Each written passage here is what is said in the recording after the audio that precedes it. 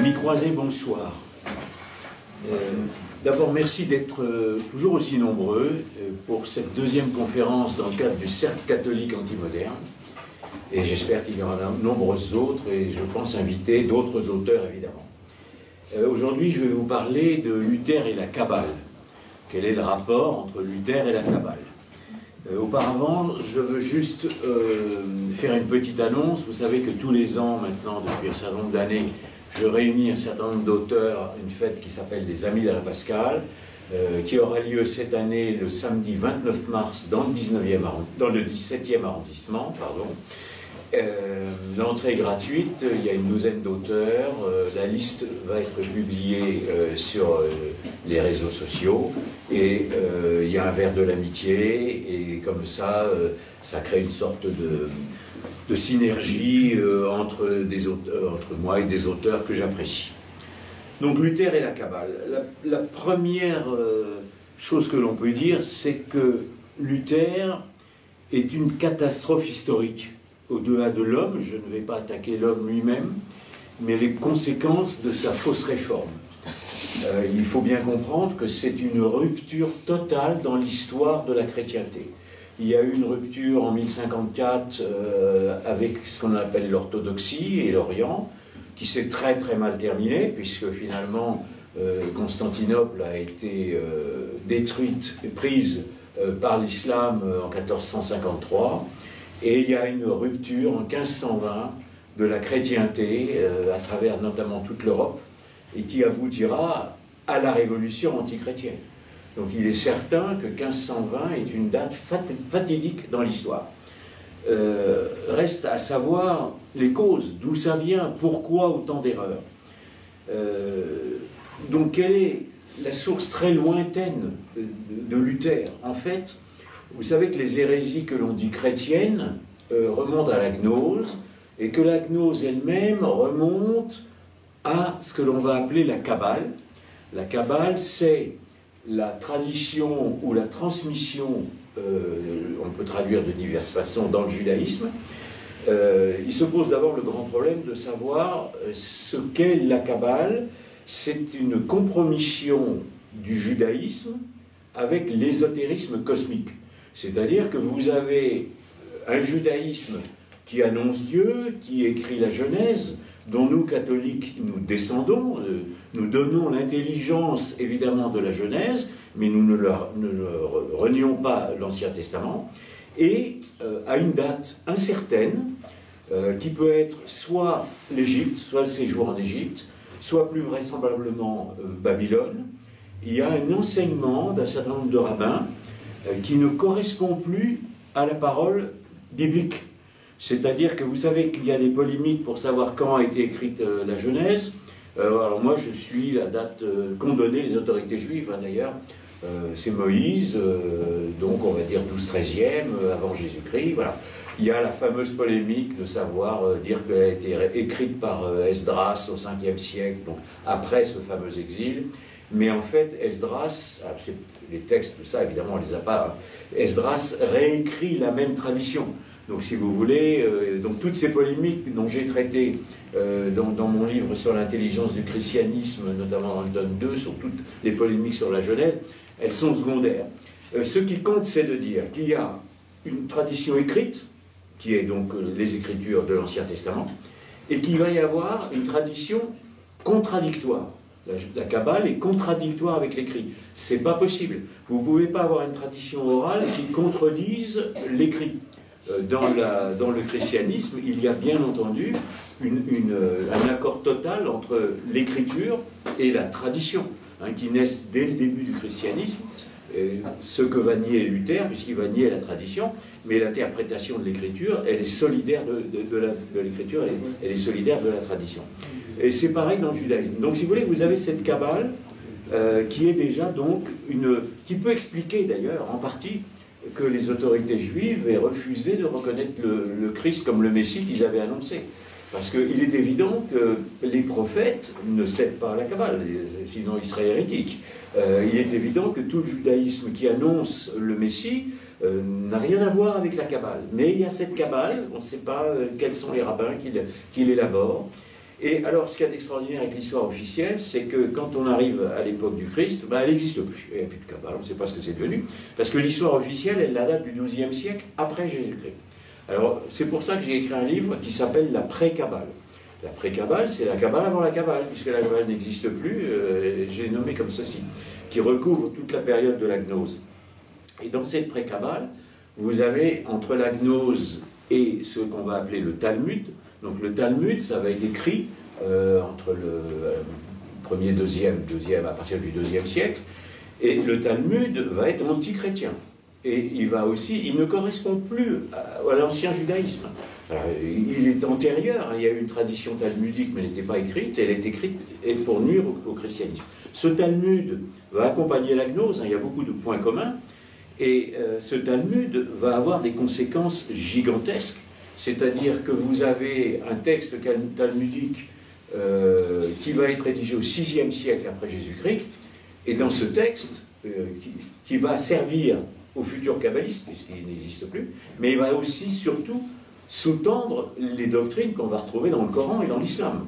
Vous avez on peut considérer l'islam comme ce qu'on appelle un golem, c'est-à-dire une création talmudique qui semble biblique, mais qui ne l'est pas.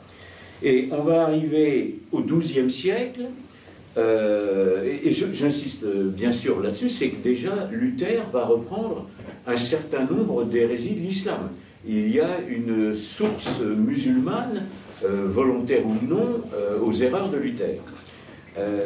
Autre source de la Kabbale, au XIIe siècle après Jésus-Christ, elle est officielle dans un texte qui est en Languedoc qui s'appelle le Bahir, et le Bahir, il est concomitant avec le phénomène cathare.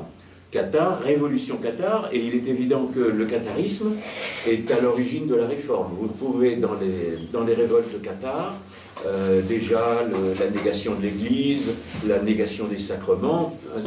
La filiation est officielle, elle est reconnue par les historiens, que j'appelle officielle, c'est-à-dire ceux qui ne racontent pas la vérité historique d'habitude, mais il faut bien qu'ils mettent quelques éléments vrais, parce que sinon, ils ne pourraient pas coller des mensonges et les faire gober. Donc, si vous voulez, les cathares, alors évidemment, je ferai peut-être une autre conférence là-dessus, mais on n'est pas dans les fantasmes de toute l'histoire. Hein. L'Inquisition, il y a eu tellement vous savez que l'Inquisition est un progrès judiciaire, que les cathares sont surtout interdits de prosélytisme, il y a très peu de condamnations à mort. Enfin, bon, rassurez-vous, ce n'est pas l'Inquisition qui est à l'origine du réchauffement climatique, le nouveau dogme. Il va y avoir une filiation entre les cathares et Luther par l'intermédiaire de ce qu'on va appeler les Lollards, qui sont des hérétiques, et qui vont faire déjà des révolutions politiques. Parce que le problème de la réforme, c'est que ce n'est pas tellement une réforme religieuse, parce que ça n'apporte pas grand-chose, mais ça va devenir une révolution politique. Et ce n'est pas la première fois. Et ces phénomènes Lollards, c'était Huss et Wycliffe, qui sont reconnus comme des ancêtres de Luther. Ils ont une spécificité aussi, c'est que ces révolutions politiques, qui échouent en Allemagne et en Angleterre, mais elles ont pour but de voler les biens de l'Église. Alors ça, c'est une chose qu'on va retrouver dans la Réforme, et évidemment qu'on va retrouver dans la Révolution dite française. S'accaparer les biens de l'Église. Évidemment, il y a toujours derrière des côtés matériels. Le grand texte de la Kabbale, donc cette fois-ci on est au XIIIe, 1275, c'est le fameux Zohar. Le fameux Zohar que tous les étudiants en philosophie et les étudiants devraient connaître, et que personne ne connaît. C'est le livre des splendeurs. Alors, le livre des splendeurs, qu'est-ce que c'est que les splendeurs? C'est très simple, ce sont des lumières. Donc vous avez une filiation entre le texte du Zohar et la philosophie dite des lumières, qui va arriver à la Révolution. Et ce Zohar va influencer, un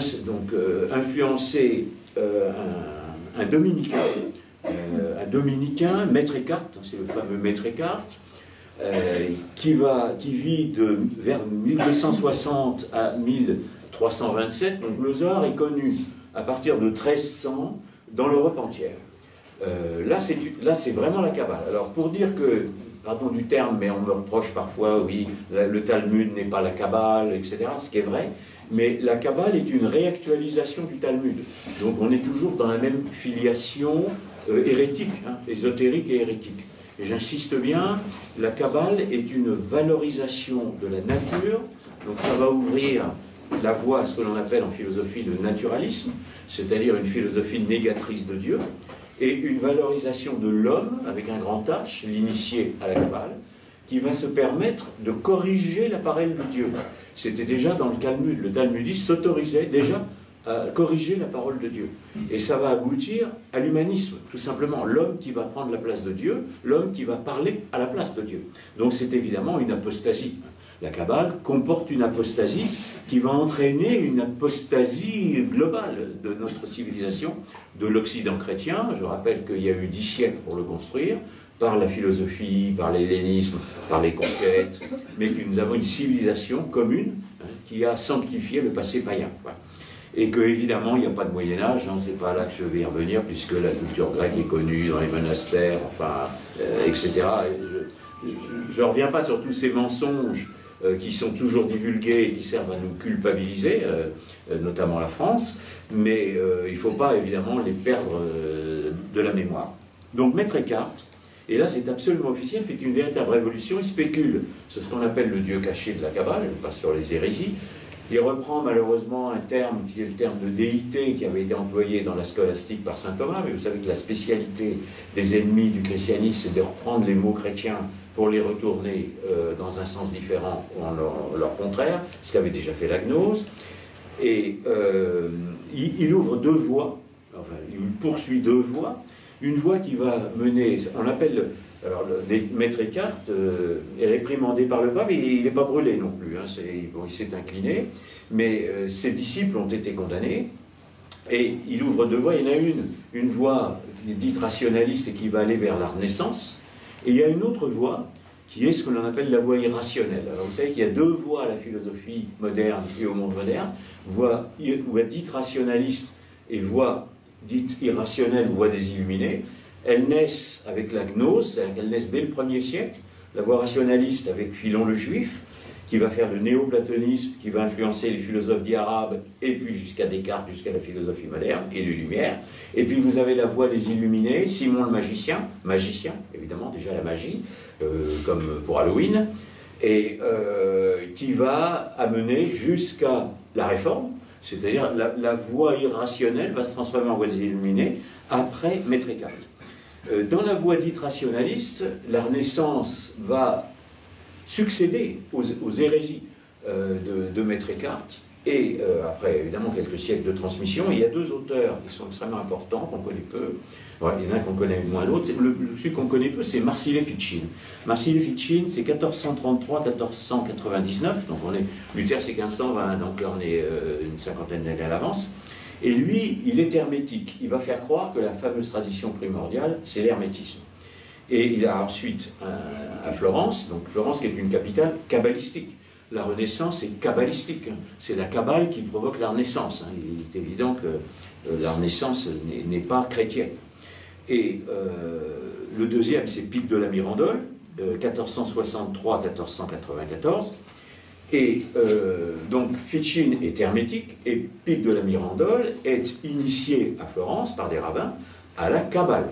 Et il ouvre un mouvement que l'on va appeler la Kabbale chrétienne, qui évidemment est condamné par le pape. Pic de la Mirandole, il y a des discussions, évidemment, l'Inquisition le réprimande, etc.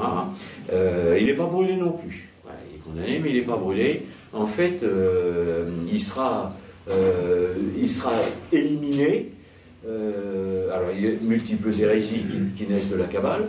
Et ce qui est très important à savoir, c'est que l'hermétisme de Fichin et la Kabbale chrétienne de Mirandole, ça traverse les siècles, ça aboutit à l'ésotérisme hermétique et kabbaliste de la franc-maçonnerie. Donc on va arriver au siècle des Lumières en 1717 avec des loges maçonniques qui ont officiellement comme ésotérisme, hermétisme et kabbale. Donc ça n'est pas, et évidemment je passe sur le rôle actuel de la franc-maçonnerie puisqu'ils sont au pouvoir. Pas uniquement, mais enfin ils ont une immense influence. Donc voilà la filiation de ce que l'on appelle la voie rationaliste. Donc Pic de la Mirandole, en fait, il est en train de revenir à la foi, et il est éliminé par ceux qui l'avaient initié à la Kabbale, quasiment. L'autre branche, c'est l'autre branche qui va m'intéresser, c'est ce qu'on appelle la voie irrationnelle ou la voie des illuminés. Donc elle traverse le phénomène Lollard, mais elle va aussi influencer un certain nombre d'hérésies de ce que l'on va appeler la voie moderne. La voie moderne, alors on va se trouver avec le dénommé Occam. Hein, on est là encore tout à fait début, là c'est 1300 et quelques. Et si vous voulez, ça intéresse Luther parce que Luther reconnaîtra lui-même, il dira « je suis un disciple d'Occam ». Donc quand on vous dit Luther, et vous savez qu'il sera moine chez les Augustiniens, mais il n'est pas disciple de saint Augustin, parce que si on est un disciple d'Occam, qui est un des pires hérétiques, hein, c'est le nominalisme et l'empirisme, ça va nous amener aux erreurs de Descartes, aux erreurs de Hume et autres philosophes, et il est évidemment condamné. Mais donc si on descend d'Occam, on ne peut pas descendre de Saint-Augustin. Ça, c'est absolument incompatible. Donc déjà, ceux qui rattachent Luther à Saint-Augustin, c'est absolument anormal, absurde. Et cette voie moderne, elle est complètement irrationnelle, et elle va provoquer selon un autre mouvement qui va influencer Luther, et qui s'appelle la dévotion moderne. Alors, la dévotion moderne, c'est une exacerbation du sentiment, c'est-à-dire on se passe de la théologie, et on se base sur le sentiment. Or, ça peut très bien être conforme à l'orthodoxie. Nous avons dans la foi, nous avons un sentiment qui nous mène vers Dieu. Mais il faut bien se rappeler que tous les mystiques ou que tous les sentiments qu'on peut avoir ne peuvent jamais être en contradiction avec le dogme. C'est-à-dire que la mystique chrétienne, contrairement à ce que disent aussi la plupart des historiens non chrétiens, la mystique chrétienne est obligatoirement, j'insiste sur le terme obligatoirement, rationnelle. C'est-à-dire que nous pouvons, notre foi conforte notre croyance, mais notre croyance ne peut pas être contraire au dogme. Il faut être extrêmement clair là-dessus. Il n'y a pas de mystique irrationnelle. Tous les mystiques irrationnels ont été condamnés par l'Église sans aucune exception, dont Luther, évidemment, ça va nous concerner. Donc cette dévotion moderne, il y a des bonnes choses, c'est-à-dire vous avez le fameux texte qui est probablement dû à Thomas à Kempis et qui s'appelle « L'imitation de Jésus-Christ ». Bien sûr, nous sommes là pour imiter Jésus-Christ. Mais il y a une déviation, et vous avez un certain nombre de sectes qui se constituent, qui sont en partie, certains sont conformes à l'orthodoxie, d'autres non. Et dans ces sectes, vous en avez une secte ou des congrégations qui s'appellent les Frères de la vie commune. Les Frères de la vie commune qui descendent donc de cette déviation, de cette dévotion moderne, et qui vont avoir trois élèves importants. Nicolas de Cuès qui est à l'origine de l'œcuménisme. Alors je me rappelle aussi que quand Nicolas de Cuès est œcuménique, il est avec l'islam et qu'il meurt après 1453, c'est-à-dire il reste œcuménique avec l'islam, alors que les chrétiens d'Orient viennent de se faire massacrer par dizaines de mille et après de millions par l'islam après la chute de Constantinople, donc scandale œcuménique. Les humanistes sont aussi œcuméniques avec l'islam parce que les mécènes, notamment les Médicis, trafiquent, font du commerce avec l'Orient, y compris d'ailleurs du trafic d'esclaves, puisqu'il y a eu des esclaves chrétiens d'ailleurs et blancs pendant la Renaissance par exemple à Florence, à Venise aussi, donc c'est un scandale absolu. Et donc Érasme va être un élève des Frères de la vie commune, Érasme dont je vais parler, qui est une catastrophe, et Luther va être un élève de la vie commune, des Frères de la vie commune. Il passe dans les écoles de la vie commune. Il y apprend, avant d'être chez les Augustins, il ne corrigera pas malheureusement des erreurs qu'il aura pu y apprendre. Donc vous avez cette source kabbalistique, elle entraîne la kabbale humaniste, et la kabbale humaniste, elle a un chef qui est Érasme. Érasme reprend, alors je ne vais pas ici reparler de la Renaissance, hein, j'ai écrit un livre qui s'appelle La Renaissance est imposture, pour dire tout ce que Érasme avait repris dans la Kabbale. Érasme qui est aussi à l'origine de l'humanisme et donc des droits de l'homme, de la philosophie des droits de l'homme, hein, qui est le dogme du monde moderne. Et Érasme, donc lui Érasme, hein, c'est 1469-1536, donc est un contemporain, et qui écrit en 1511, hein, de mémoire, parce que je ne l'avais pas fait, le fameux éloge de la folie. Hein. L'éloge de la folie, c'est pour ça que ce livre dont je vais parler aujourd'hui, qui s'appelle La Réforme, cette révolution, puisque c'est une fausse réforme, mais une véritable révolution, le sous-titre c'est Le siècle de la folie. Parce que le livre L'éloge de la folie marque tout le XVIe, et que ça va être une véritable catastrophe historique, une perte de raison. D'abord Érasme, qui est à l'origine du rationalisme de la philosophie moderne et des Lumières, il ne fait pas l'éloge de la raison. il fait l'éloge de la folie.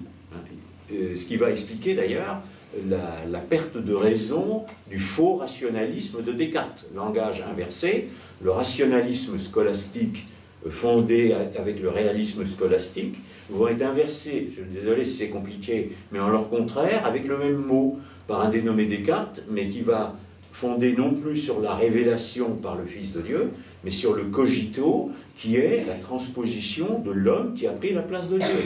C'est l'homme qui va, n'est-ce pas, le fameux « je pense, donc je suis », oui, c'est ça, voilà.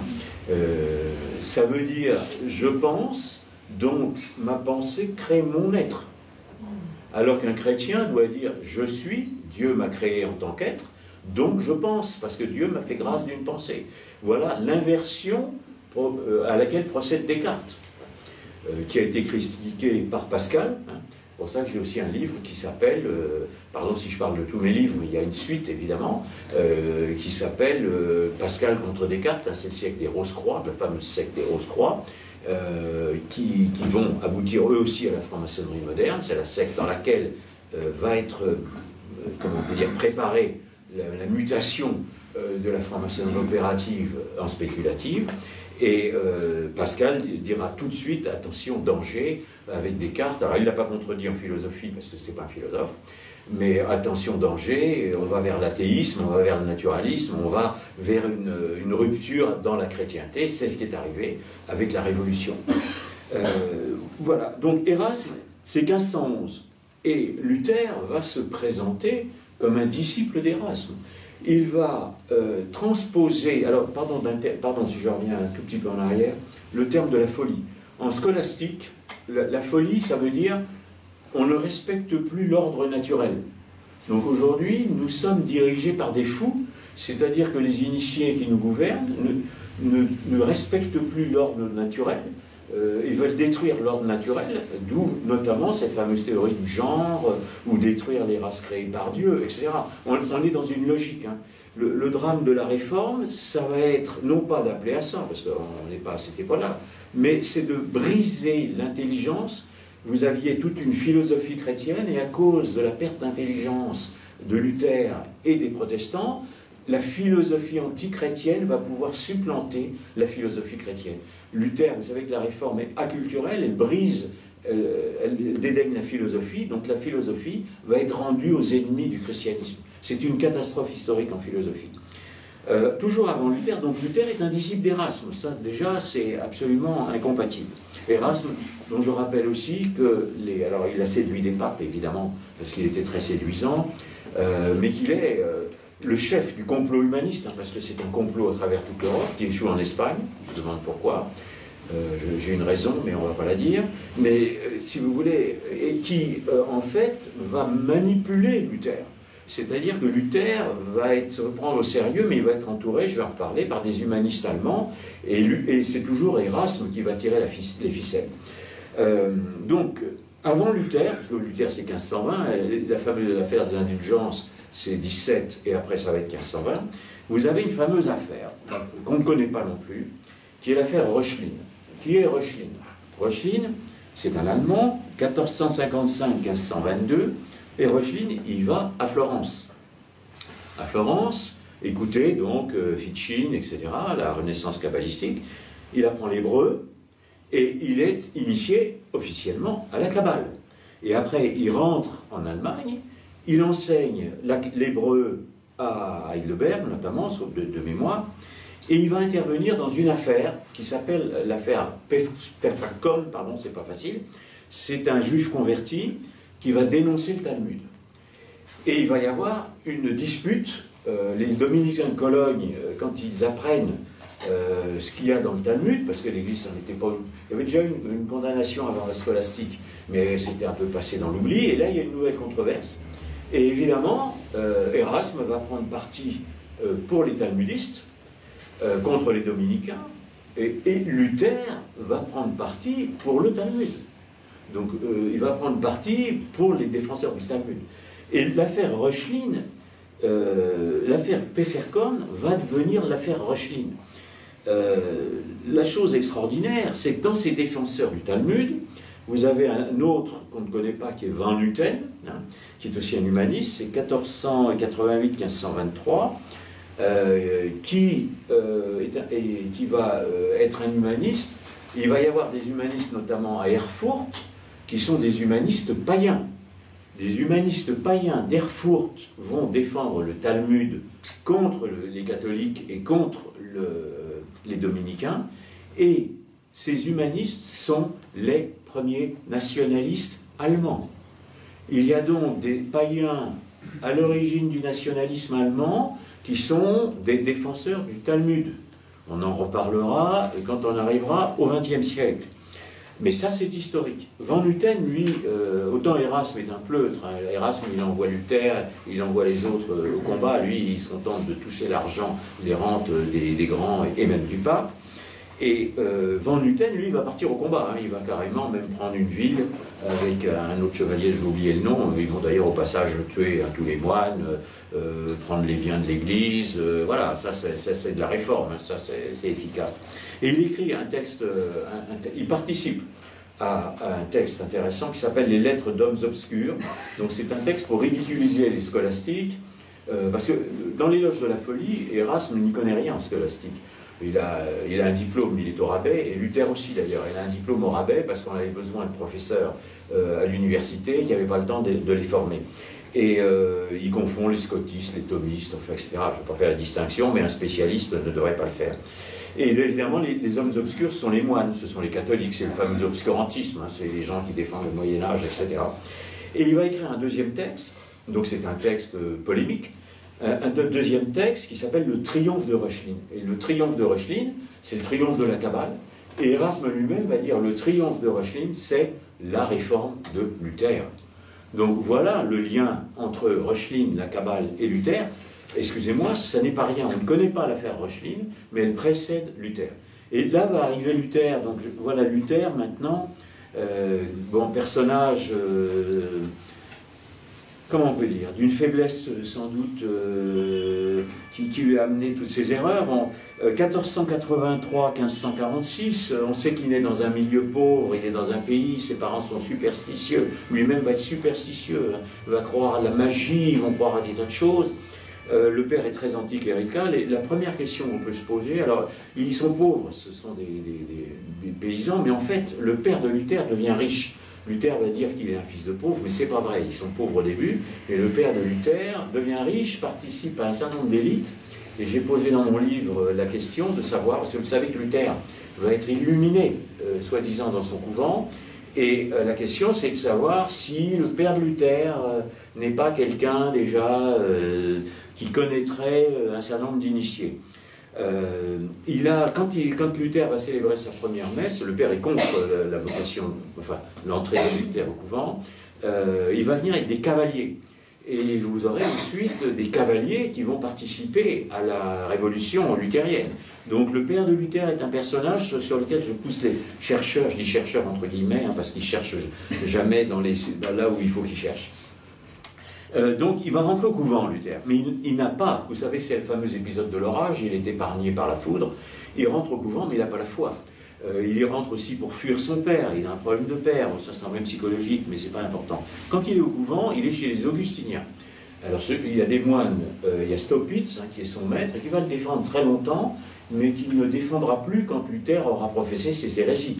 Il va essayer de l'aider, mais on dit que Staupitz a soutenu Luther, c'est vrai, il a voulu défendre son moine, mais quand Luther a été condamné, Staupitz a accepté la condamnation, et Staupitz est mort en catholique. Mais lui-même, les Augustiniens à l'époque sont évidemment platoniciens, et donc sont contre les aristotéliciens, les thomistes. Donc il y a des querelles, évidemment, entre ordres.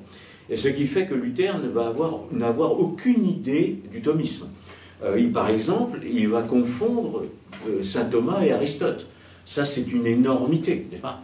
Je répète toujours que je suis ni platonicien, ni aristotélicien, je suis augustinien et thomiste. Hein. On doit reprendre dans les grands philosophes grecs ce que les pères de l'Église et les grands théologiens chrétiens ont repris. On ne peut pas les confondre, évidemment. Il y a des doctrines dans Aristote qui sont totalement incompatibles avec le christianisme, la fameuse éternité du monde qu'on va retrouver aussi dans les philosophes et même dans le modernisme. Voilà, donc Luther n'a aucune idée de ça. Et si vous voulez, il va à Rome. Alors, il est envoyé à son couvent à Rome. Et quand il va à Rome, d'abord, il ne comprend rien à l'art. Alors, Rome, à l'époque, l'Église est en crise. Il faut appeler les choses par leur nom. La Renaissance, il y a les mœurs, l'humanisme est à Rome. Alors, les papes de l'époque ne sont pas hérétiques. C'est extrêmement important. Ils ont des mœurs dissolues. Le fameux Alexandre VI, qui est un bon pape sur un plan politique. Mais quand Luther va à Rome, c'est Jules II, c'est la Renaissance artistique, il y a beaucoup de... Les mœurs sont totalement descendues, ça, il peut y avoir des aspects choquants, mais les mœurs des protestants, notamment les évangéliques, vont pas être mieux. Vous allez avoir des sectes où les pasteurs vont avoir bigamie, et il y en a même un pasteur qui aura jusqu'à 12 femmes. On recrée le harem oriental. Ça a beaucoup choqué le peuple. C'est-à-dire qu'il y a une déchristianisation due à la décatholisation, évidemment en Allemagne, mais aussi aux mœurs des protestants. Il est évident que les mœurs des papes sont corrompues. Vous avez d'ailleurs un personnage qui voulait une réforme, je vais dire juste un mot de lui, oui, c'est Savonarola.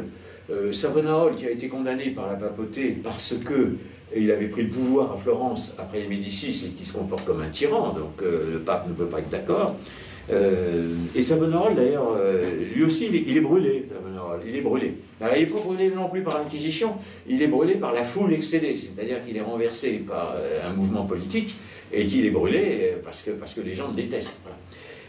Toujours pas encore quelqu'un qui n'est toujours pas brûlé par l'Inquisition. Excusez-moi, mais il faut les chercher, les gens brûlés par l'Inquisition, et c'est pas ce qu'on nous donne d'habitude. Donc, si vous voulez, il fallait une réforme. Ça, c'est certain que l'Église est corrompue.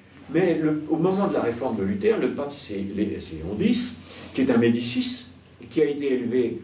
Il a eu comme professeur un païen épouvantable qui s'appelait Policien, qui avait des mœurs aussi passant dessus. Et malgré tout, ce pape est pieux, et ce pape n'accrédite aucune hérésie.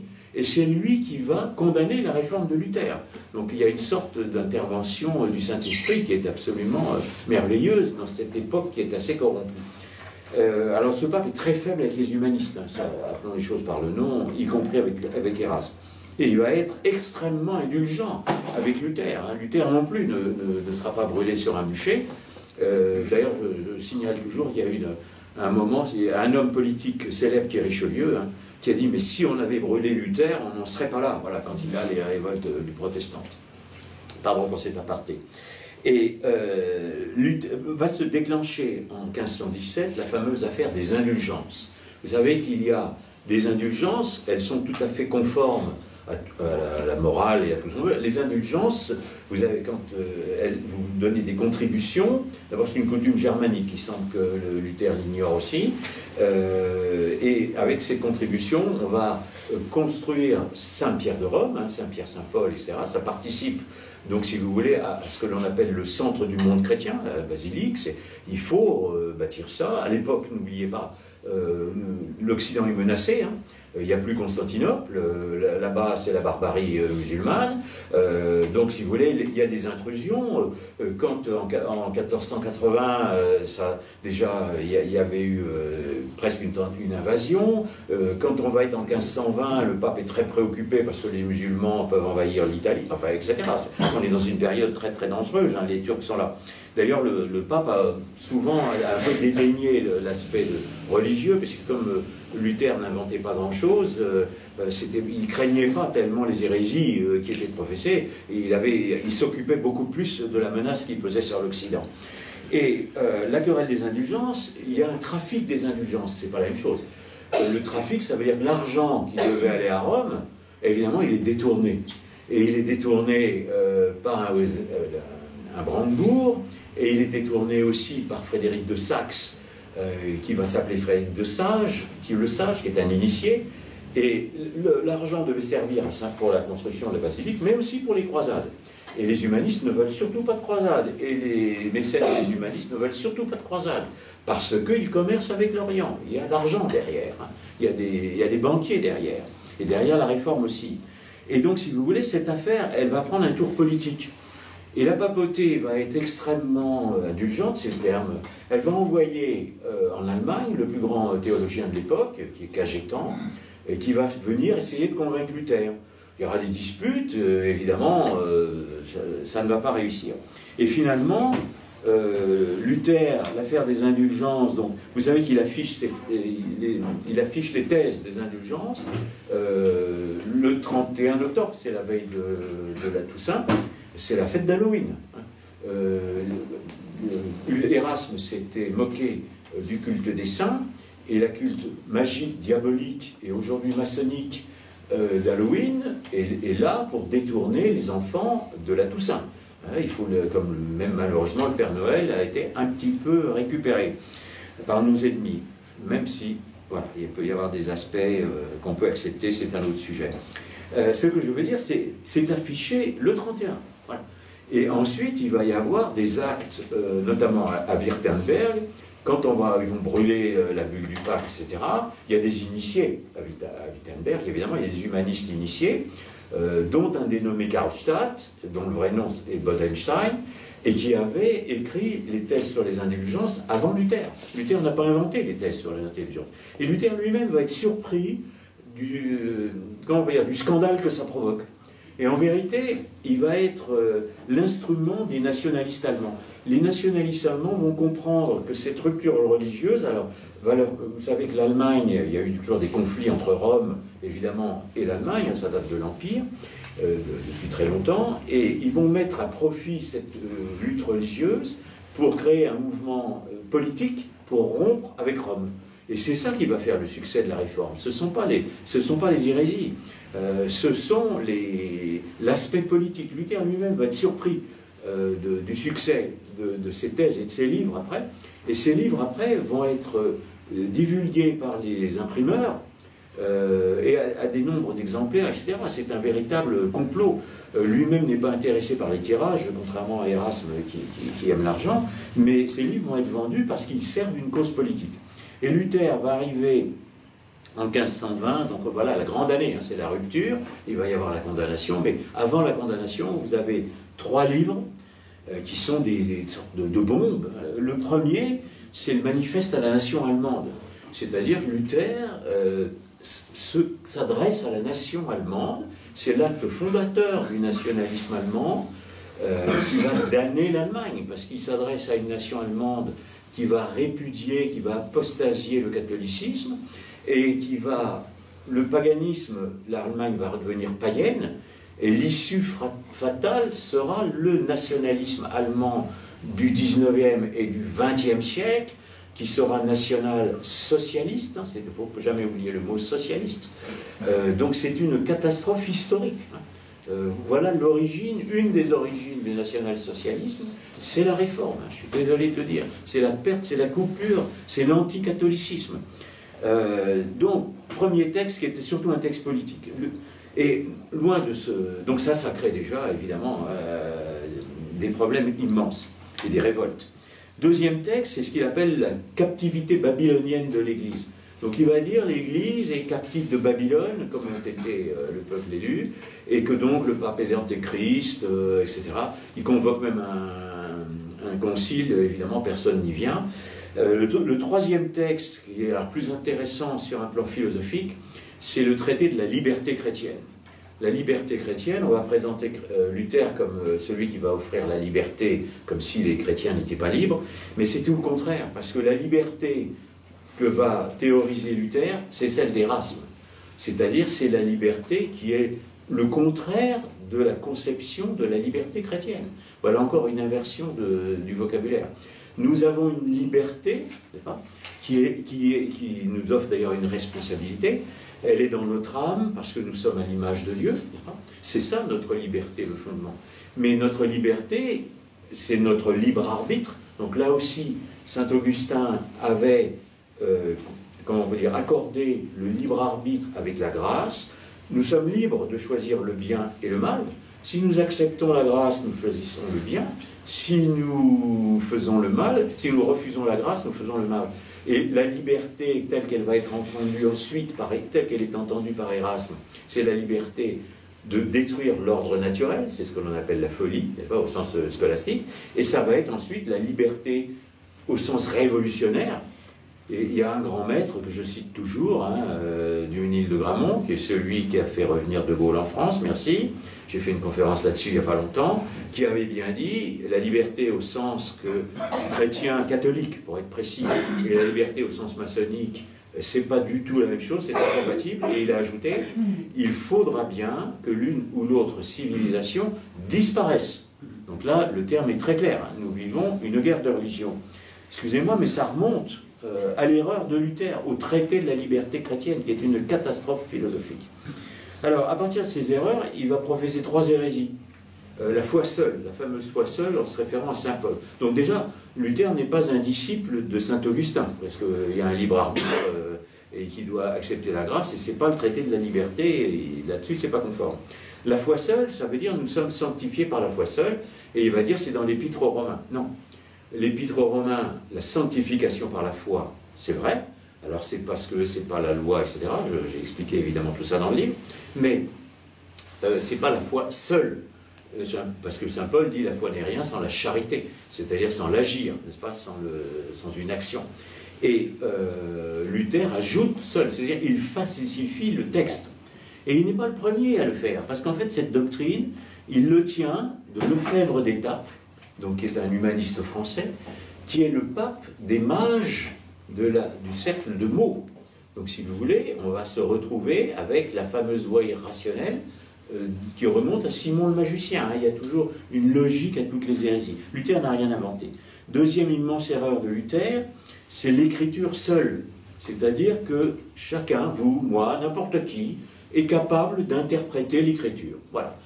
Il y a la tradition des théologiens qui interprètent l'écriture, qui nous disent ce qu'on peut en comprendre, et lui dit non, voilà, moi j'ai reçu une illumination du Saint-Esprit. Alors vous savez que dans son monastère, il a prétendu recevoir une illumination.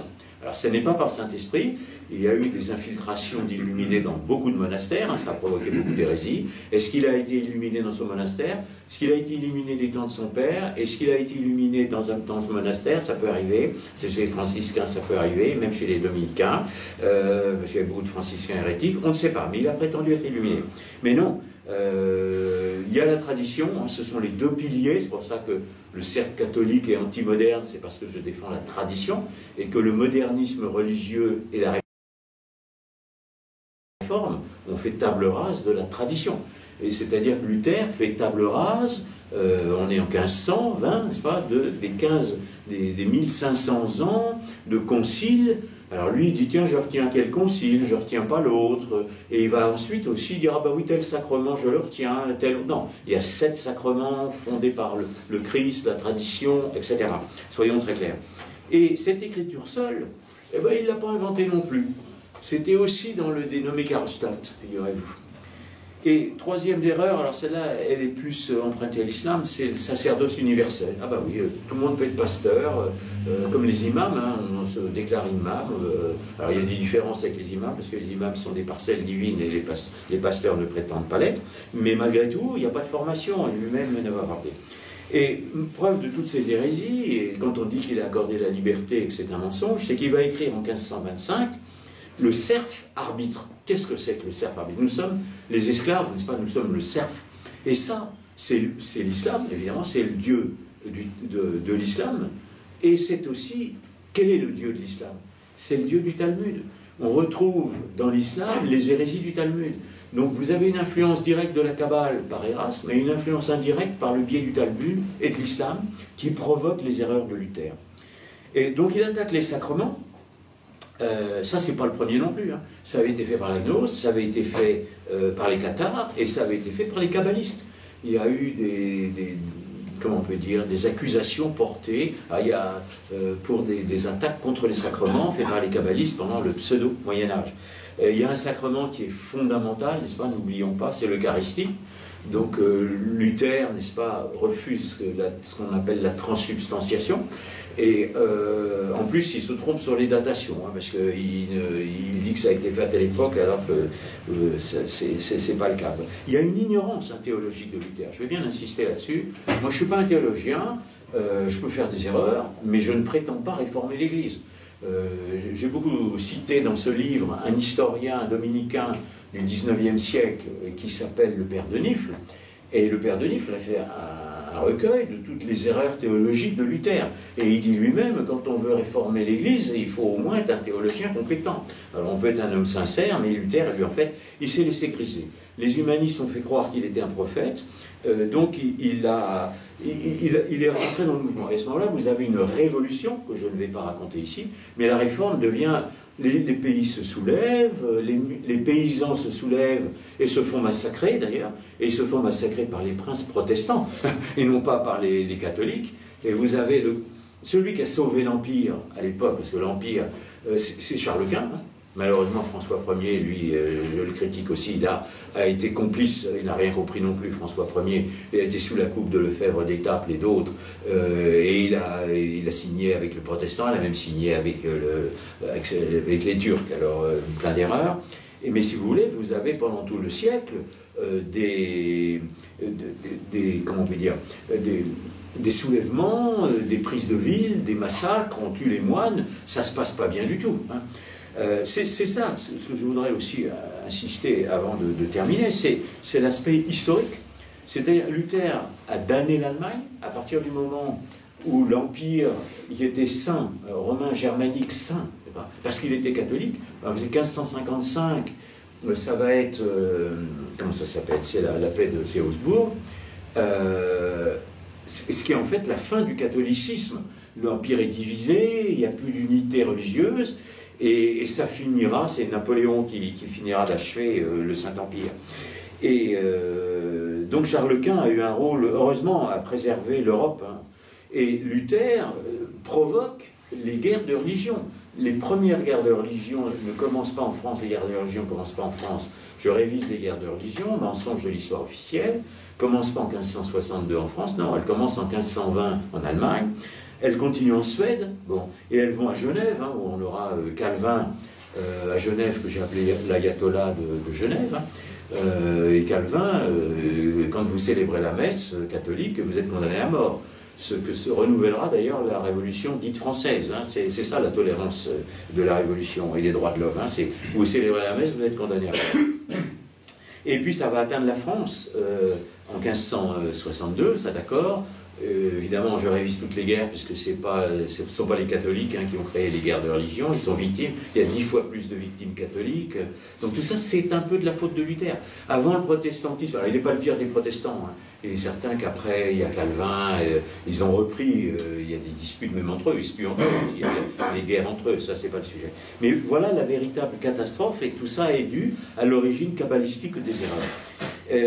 Autre dernier petit point qui va concerner la Kabbale, c'est le fameux antisémitisme. Donc Luther est un golem d'Erasme, donc renaissance kabbalistique, réforme kabbalistique, et Luther il veut convertir les Juifs. Il pense que les Juifs vont se convertir en Allemagne au protestantisme, au luthéranisme. Ce n'est pas le cas. On ne voit pas pourquoi les Juifs se convertiraient ni à l'islam ni au protestantisme. Ils sont à l'origine des deux, mais leur religion à eux a été la religion du Dieu de la Bible. Après, il y a une apostasie et il y a une rupture, hein, il y a le second judaïsme, d'accord, mais il y a eu une origine, donc il n'y a aucune raison. Le judaïsme est supérieur à l'islam et au protestantisme. On ne voit pas pourquoi ils se convertiraient. Qu'ils se convertissent au catholicisme, c'est bien, c'est même une chose normale. Ça veut dire, puisque le Christ est le Messie et qu'il donne toute l'intelligence de la Bible, donc toute personne qui croit dans le Dieu de la Bible et veut le vénérer doit se convertir au catholicisme, ça d'accord, mais pas au protestantisme. Et Hitler est excédé, et en 1542, il écrit un livre qui s'appelle « Contre les Juifs », et ce livre a été peu divulgué, et on n'en parle pas, mais quand vous le lisez, là je peux vous dire que mot pour mot, vous retrouvez des imprécations qui vont revenir au moment des nazis. Il y a des nationaux socialistes, j'insiste sur le terme socialiste. Voilà, malheureusement, pourquoi? Qu'est-ce que c'est qu'un golem? Un golem, c'est une création talmudique qui se retourne contre les Juifs. Ça a été le cas de l'islam. Mahomet, financé en partie et religion talmudique qui se retourne contre les juifs, et protestantisme qui se retourne contre les juifs. Mais le dernier mot de haine de Luther, il n'est pas contre les juifs. Le dernier mot de haine, le testament de haine de Luther, il est contre la papauté. Il écrit contre la papauté, c'est 1545, donc c'est un an avant sa mort. Et là, c'est abominable, hein, ce sont des injures. Et ils vont ajouter au texte, alors il n'est pas le seul évidemment, des gravures.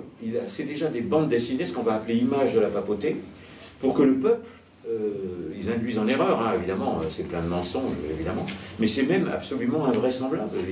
Il y a des gravures plus qu'injurieuses, hein, des représentations, l'âne est représenté sous la forme d'un âne, etc. Et si vous voulez, c'est absolument une attaque, la dernière attaque de Luther, elle est contre le catholicisme, elle est contre la papauté. Donc c'est une catastrophe historique à partir de la Réforme et à cause de Luther. Et la chrétienté est coupée en deux, l'intelligence du christianisme est perdue, et de dégénérescence en dégénérescence, on va arriver à la Révolution, et l'issue de la Révolution, c'est le mondialisme, c'est la dictature mondialisme, la perte de la liberté que le Christ nous avait offert. Donc voilà, la croisade culturelle, elle passe par une critique de la Réforme, et évidemment de toutes les conséquences. Donc je conclurai de la même façon en disant, nous sommes là pour témoigner, essayer de faire comprendre l'intelligence supérieure du catholicisme, et nous devons témoigner, nous devons lutter, nous devons combattre. Et donc je vous dis toujours à tous, nous sommes des croisés. Je vous remercie.